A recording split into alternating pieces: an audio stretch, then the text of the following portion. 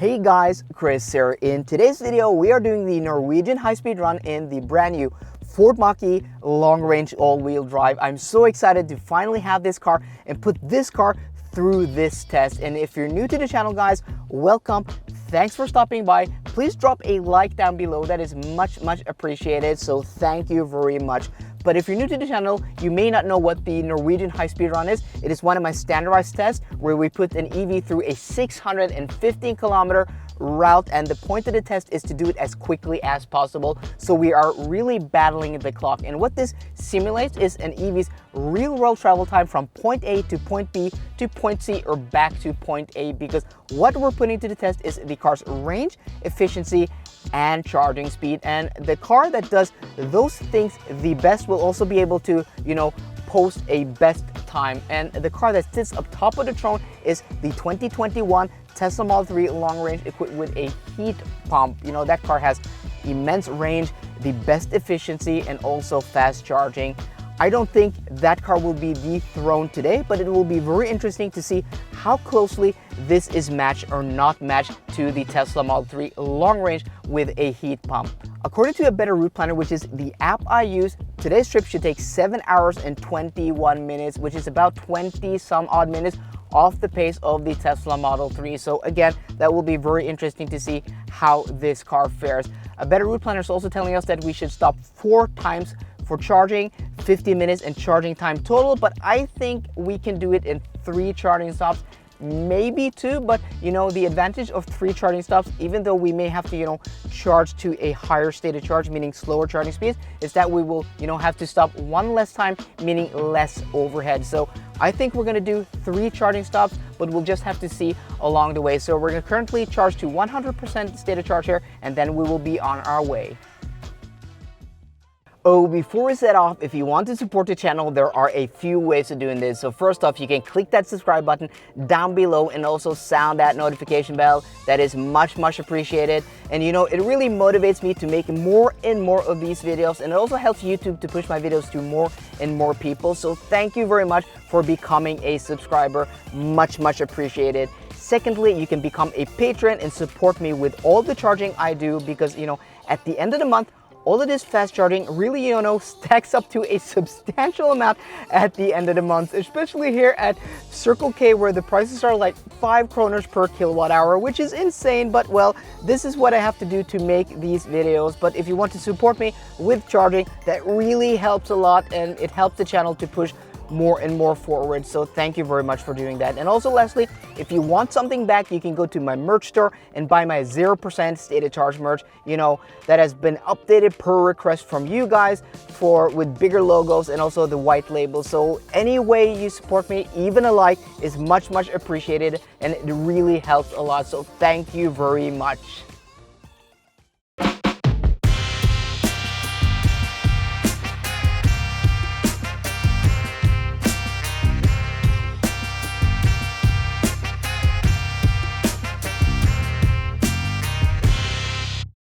We have now been on the road for a little more than an hour. Look at this, guys. Our consumption is 25 kilowatt hours per 100 kilometers, but it doesn't seem like this car is giving us, any decimal points, because you can see there it just jumped between 24 and 25. That was very, obvious there.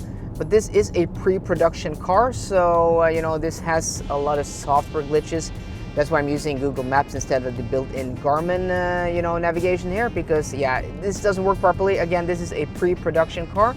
But okay, guys, so I have put the destination into the GPS here, which is the train station in Kristiansand, which is our turnaround point. And what is interesting is the distance is 185 kilometers, and the car is indicating 255 kilometers of range and 67% stated charge. That means we will be able to go to the train station in Kristiansand. We will probably be able to get back to Ionity in Lillesand, and maybe we will be able to go a little bit further. So from the looks of it, it may seem that we will be able to do this trip with 2 charging stops, but if we're lucky, we will be able to only do 1 charging stop. So from Oslo down here past Larvik, we have had crosswinds. But now that we are moving a little bit more southwest, we should have a slight headwind when we get closer to Kristiansand, and you know, that may, you know, raise the consumption, so we'll have to keep an eye out on that. But of course, when we turn around, we will have that as a tailwind. So very interesting, very exciting, but at least 2 charging stops instead of 4 charging stops. But it really depends on, you know, how far we can get past Ionity in Lillesand, because if we can get to a point where we don't have to charge above 80% stated charge, we may be able to do this with 1 charging session. But this car, you know, at 80% throttles down to about 12 kilowatts in charging speed, which is super, super slow. So we don't want to go above 80%.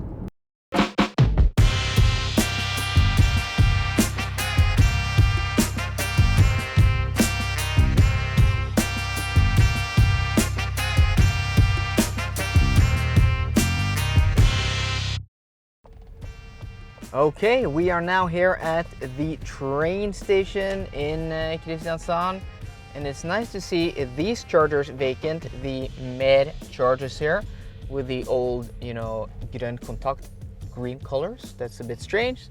I mean, it's like several months ago since they, you know, changed their name from grønn kontakt to Mer.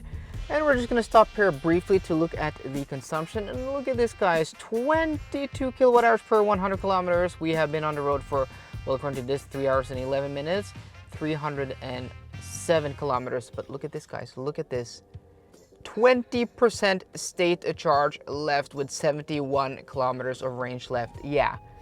So that means we're gonna go to Ionity in Lillesand, and then we're gonna top up to around, I'm guessing we're gonna top up to around 70%, 75% stated charge, because, you know, the last like about, I want to say like 70, 80, 100 kilometers, we have had a headwind of about 4 meters per second, which is, you know, quite severe, you know, considering, you know, it being, well, it's not that severe, but I mean, that will at least have, you know, an impact on the consumption.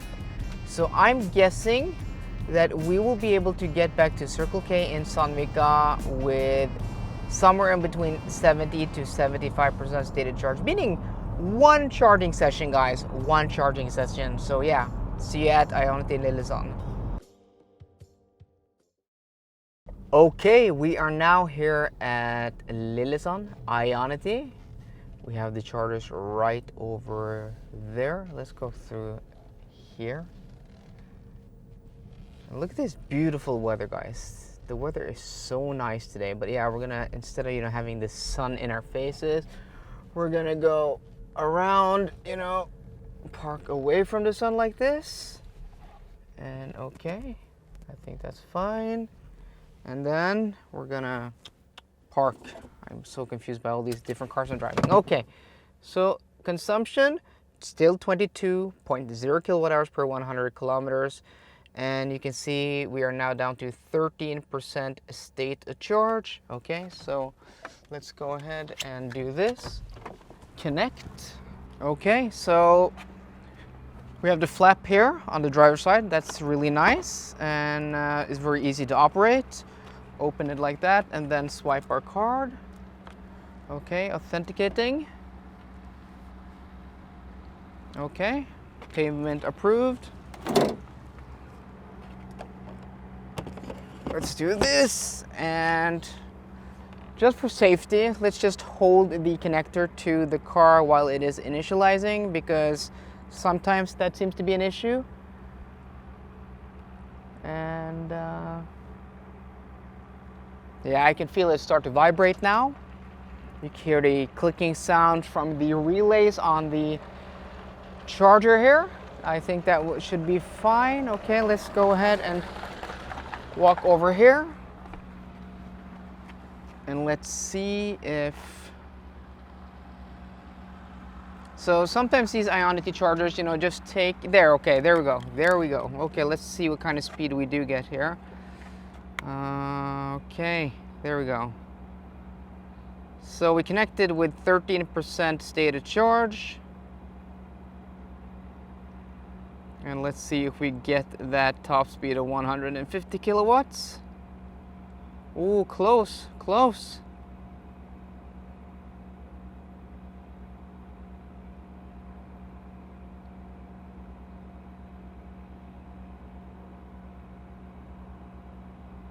So I think the speed we are getting now is higher than this stated charge when I did my 10 to 80% stated charge, you know, speed and average charging time test.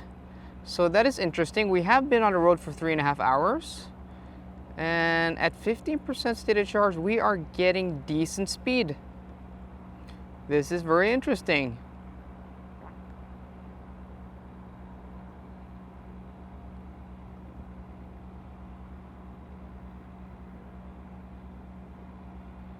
So what we're going to do, we're going to go to 75% stated charge just to be safe.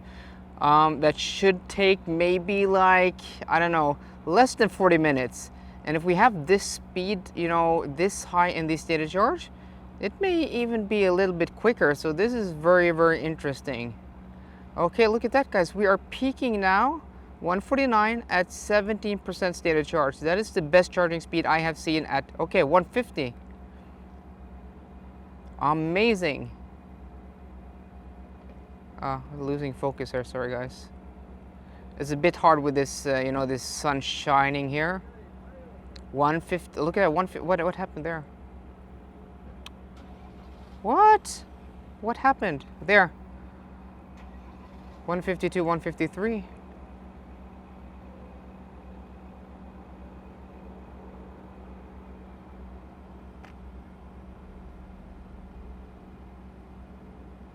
Okay, now we seem to be throttling. Okay, guys, so we're gonna go to, I think we're gonna go to 75% stated charge here. And what is interesting, according to a better route planner, you know, the app I use to plan these trips, we should be charging for 50 minutes today. But yeah, we're gonna go to 75% stated charge. If we do that at this speed, it will probably take maybe like, I don't know, 37, 38 minutes. So we are already in the green and beating the time of a better route planner. So that will be very interesting. We'll see how close we can get to the time of the Polestar 2, which was like 7 hours and 8 minutes, I think. 7 hours and 8 minutes. And the Tesla Model 3 long range is 6 hours and 57 minutes. So I don't think we will be able to beat that time, but getting as close as we are today is going to be very, very impressive. Okay guys, so we're 34 kilometers away from our destination, but we only have 13 kilometers of range left, 4% stated charge. So we are forced to stop here right before Drammen. They have some new chargers here. The last time I drove past here, Fortum, it says over there.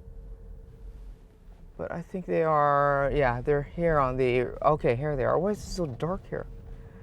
Okay, so we only need a little bit of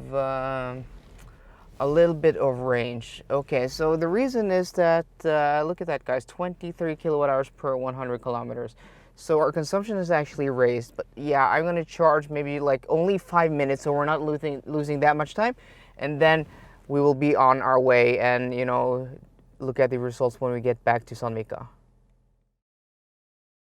We are now back at our starting point here at Circle K in Sandvika. So at the Esso right outside of Drammen, we charge from 4 to 13% stated charge, but we only charge for 4 minutes. So stopping twice really was the way to go, because, you know, we could have gone from 75% stated charge, which was the stated charge we charged to in Lillesand, to 84%. But, you know, that would have taken much longer than 4 minutes at that high stated charge. So doing it twice really was the way to do it today to get the best possible time. And our consumption today was 23.0 kilowatt hours per 100 kilometers. Again, this isn't at accurate, but I think it jumps from, you know, 22 to 23 at 22.5. So, I mean, we're closer to 23.0 kilowatt hours per 100 kilometers than we are to anything else. And, you know, considering that consumption, that is a very, very good consumption, especially considering that this is an SUV, a crossover with raised ride height and being this size. You know, exterior dimensions, it's not that much bigger than something like a Polestar 2, but it has that, you know, SUV shape, that extra, you know, ground clearance, and also interior space. And for being this type of vehicle, well, that is quite an impressive consumption. So I'm not complaining at all. That is very, very good. And especially considering that, you know, the temperatures today weren't that mild, between like 3 degrees plus and 7 degrees plus on today's trip. So, you know, not as mild as when we did the same trip with the Polestar 2, when it was like almost 14 degrees or 13 degrees Celsius. So considering that, yeah, really, really impressive. But this car does have, you know, small wheels, or at least narrow tires at 225 millimeters. I think that really helps with the consumption, though they are on 19-inch wheels. And this car is so quiet also to travel on the motorway, you know, with these Continental Conti Viking 7 tires, which seem to be equipped to all the cars I find quiet. So yeah, these are some quiet tires. Okay guys, so enough about the stats. What about the time? So drum roll. The Ford Mustang Mach-E long-range all-wheel drive completed the Norwegian high-speed run in 7 hours and 6 minutes, guys.